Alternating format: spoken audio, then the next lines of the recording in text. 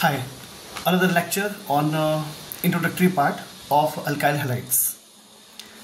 First lecture में हम कुछ टर्म से वाकिफ़ हुए थे जिसमें इम्पॉर्टेंट था विनाइल क्या होता है, सिमिलरली एलाइलिक कंडीशंस कौन सी होती हैं, बेंजाइलिक क्या होता है ना। फिर एक टिपिकल सा कुछ तो भी आया था अगर याद हो तो, प्रॉपर GYL है ना, तो प्रोपरगाइल हैलाइड, इन सबसे हम वाकिफ़ हो चुके। या मैं आपको जल्दी से याद दिला दूं कि जिस कार्बन पे फंक्शनल ग्रुप अटैच है उससे अगले कार्बन पे अगर ट्रिपल बॉन्ड होगा, जिस कार्बन पे फंक्शनल ग्रुप अटैच है उसके अगले कार्बन पे ट्रिपल बॉन्ड होगा तो वो प्रोपरगाइल हैलाइड के नाम से रिकॉग्नाइज किया जाता है। ठीक है, छोटी सी इंफॉर्मेशन और देनी है in connection with the aryl halides. बहुत अच्छे से जानते हैं आप कि जैसे मान लीजिए कि आपके पास ये बेंजीन रिंग है, ये चीजें आपको क्लियर होगी कि जब भी कभी कोई भी फंक्शनल ग्रुप डायरेक्टली अटैच होता है किसी बेंजीन रिंग से या किसी एरोमेटिक कंपाउंड से तो उसे न्यूक्लियर सब्स्टिट्यूट या न्यूक्लियर डेरिवेटिव कहते हैं। इसे बोलते हैं न्यूक्लियर सब्स्टिट्यूट या न्यूक्लियर डेरिवेटिव, है ना, ये तब जानते हैं। चलिए, तो इसमें क्या होगा, अब जैसे ये लिख रखा है तो ये हो गया मोनोक्लोरोबेंजीन हो गया। ठीक है, मोनोक्लोरो हो गया। सिमिलरली आप ऐसा कह सकते हो, जैसे मान लीजिए कि आपके पास में अवेलेबल होगा से ये है टॉलिन और ये ऑर्थो पोजीशन पे, ध्यान रहे ऑर्थो, मेटा और पैरा, ये कन्वेंशनल नाम होते हैं, ये कन्वेंशनल नाम होते हैं। IUPAC कहती है 1 2 1 3 1 4, ठीक है, तो IUPAC कहती है 1 2 1 3 1 4, लेकिन कन्वेंशनल नाम भी एक्सेप्टेबल होते हैं, तो ऑर्थो मेटा पैरा भी लिखा जा सकता है, लेकिन एक्चुअली IUPAC 1 2 1 3 1 4 रिकॉग्नाइज करती है। तो नेचुरली ये जो दिख रहा है आपको पता है क्या है, 1 क्लोरो 2 मेथिल बेंजीन हो गया। ये क्या हो गया, 1 क्लोरो 2 मेथिल बेंजीन हो गया। ठीक है, सिमिलरली आप इसको ऐसे भी बता सकते हो, तो लोकेशन चेंज हो जाएगी केवल। ऑब्वियसली आपने इसको टॉलिन कहा और ये ऐसे हो गया, आप इसे बोलेंगे 1 क्लोरो 3, देखिए 1 chloro 3 methyl benzene, 1 chloro 3 methyl benzene. Similarly आप अगर ऐसा रिकॉग्नाइज करना चाहो तो शायद ये भी किया जा सकता है।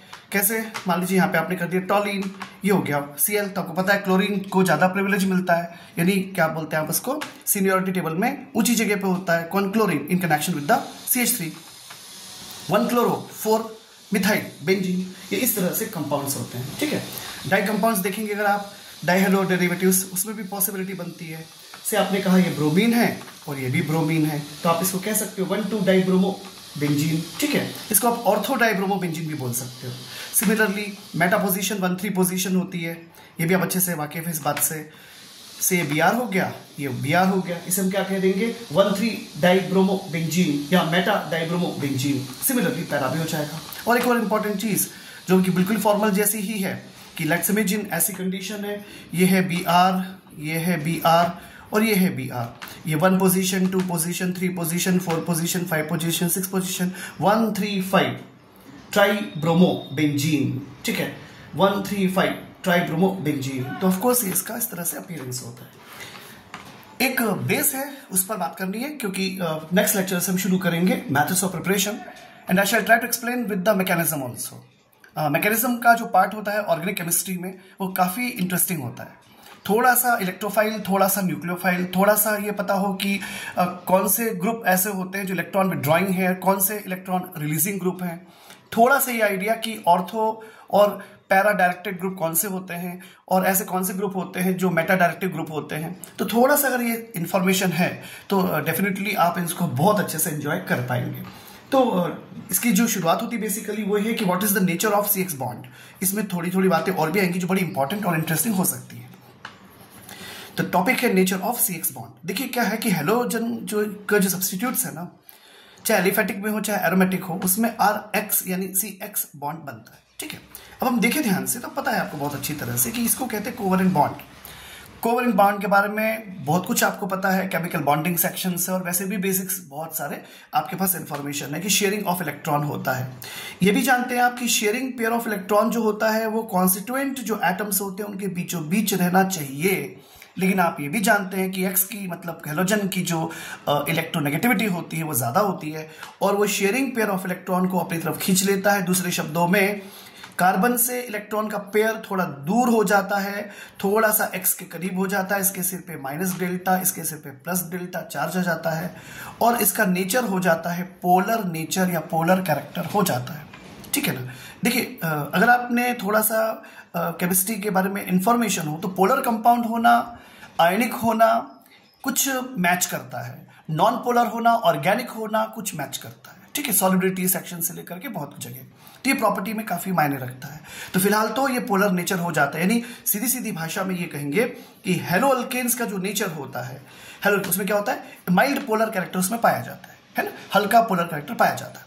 इसमें एक और इंपॉर्टेंट चीज होती है जिसका रेफरेंस फिजिक्स में मिलता है कि अगर जैसे मान लीजिए कि कोई सी, यहाँ पर कोई सपोज सी है, सपोज यहाँ पर एक्स है, और आप कहते हो कि बीच की दूरी से एल दूरी है दोनों के बीच की, उसमें जो चार्ज है मान लीजिए उसको हम क्यू कहते हैं, तो जो क्यू मल्टीप्लाइड बाय एल होता है ना, इसे आप कहते हो इलेक्ट्रिकल डायपोल मोमेंट। फिजिक्स में इसको पी से डिनोट करते हैं और केमिस्ट्री में इसे म्यू से डिनोट करते हैं। केमिस्ट्री में इसे म्यू से डिनोट करते हैं, फिजिक्स में कूलॉम-मीटर इसकी यूनिट बताई जाती है। यहां पर इसको डिबाय कहते हैं, हम इसको कहते हैं डिबाय।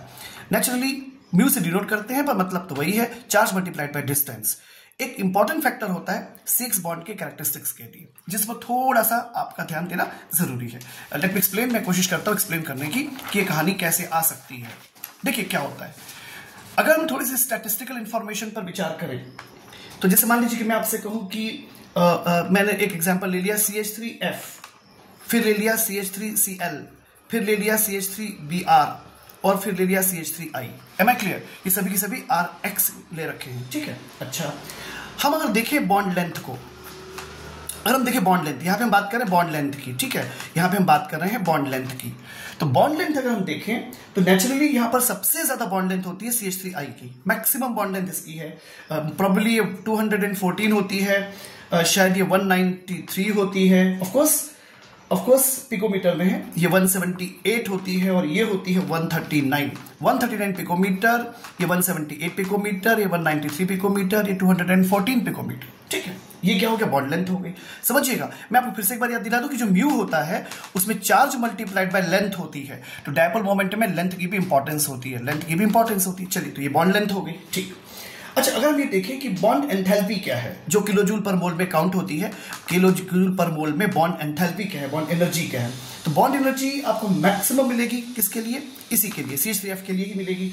ये होती है 452, ये होती है 351, ये होती है 293, ये होती है शायद 234, ठीक है। ये किलोजूल पर मोल में है बॉन्ड एनर्जी, ध्यान रखिएगा।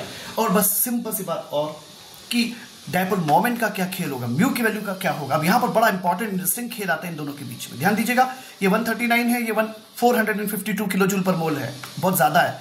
ये 178 है, ये 351 है, ठीक है। ध्यान से देखिएगा कि क्या हो सकता है। डायपोल मोमेंट का जब हम कैलकुलेशन करते हैं, जब हम डायपोल मोमेंट कैलकुलेट करते हैं तो हमें मिलता है, ये मिलता है 1.847 डिवाइड में, ये मिलेगा आपको 1.860, ये मिलेगा आपको 1.830 और ये मिलेगा आपको 1.636। इंटरेस्टिंगली अगर आप देखें ध्यान से, ये तो सबसे कम है, ये थोड़ा सा ज्यादा है, ध्यान से देखिए इन दोनों के बीच में, ये 860 है, ये 847 है। यानी हम अगर देखें कि म्यू का अगर हम ऑर्डर देखें तो CH3Cl is more than CH3F is more than CH3Br is more than CH3I। ये एक इंपॉर्टेंट फैक्टर हो गया। और यहां पर क्वेश्चन बनता है, असर्शन रीजनिंग में ऐसे क्वेश्चन पूछे जाते हैं इनफैक्ट कुछ कंसेप्चुअल बेस्ड, जो कि CH3Cl यानी यहां पर CH3F। देखिए बड़े मजे की बात है, म्यू में दो इंपॉर्टेंट फैक्टर होते हैं, Q multiplied by L। Undoubted fluorine की इलेक्ट्रोनेगेटिविटी क्लोरीन से बहुत ज्यादा है, अनडाउटेड फ्लोरीन इस इलेक्ट्रोनेगेटिविटी सीरीज में टॉप पर होता है। फ्लोरीन की इलेक्ट्रोनेगेटिविटी मैक्सिमम होने से चार्ज की वैल्यू मैक्सिमम होगी, चार्ज की वैल्यू मैक्सिमम होगी किसके लिए, फ्लोरीन के लिए ज्यादा होगी। क्लोरीन के कंपैरिजन में, क्लोरीन के कंपेयर में फ्लोरीन की वैल्यू ज्यादा होगी। लेकिन साहब बॉन्ड लेंथ देखिए, बॉन्ड लेंथ जो होगी वो फ्लोरीन की कम है और क्लोरीन की ज्यादा है। देखिए ध्यान से, ये जो बॉन्ड लेंथ है ये 178 है, 139 है, तो एक्चुअली चार्ज भी ज्यादा चाहिए और लेंथ भी ज्यादा चाहिए। फ्लोरीन के केस में क्या हो गया, चार्ज तो बहुत ज्यादा है पर चूंकि F की नेगेटिविटी बहुत ज्यादा है तो CX बॉन्ड की जो लेंथ है वो बहुत कम हो गई, इसलिए म्यू की वैल्यू इसकी कम हो गई। म्यू जो है एक इंपॉर्टेंट प्रॉपर्टी होती है डायपोल मोमेंट की, जो बहुत सारे फैक्टर्स पर डिपेंड करेगी, नेचुरली इनफैक्ट मीडियम पर भी डिपेंड करेगी, पर ये मैक्सिमम केसेस फिजिक्स में डिस्कस होते हैं। Mu is equal to Q multiplied by L, definitely debye में मेजर किया करते हैं इसको हम। और मैं फिर से रिपीट कर रहा हूं कि पोलैरिटी का आना बहुत सारी प्रॉपर्टीज को इनडायरेक्टली एंड डायरेक्टली अफेक्ट करता है. That may be dissolution, that may be solubility in water, some polar solvent, bond enthalpy, bond energy, etc. I hope ये जो बेसिक था ये आपको समझ में आया होगा. नेक्स्ट लेक्चर में हम शुरू करेंगे methods of preparation along with the mechanism.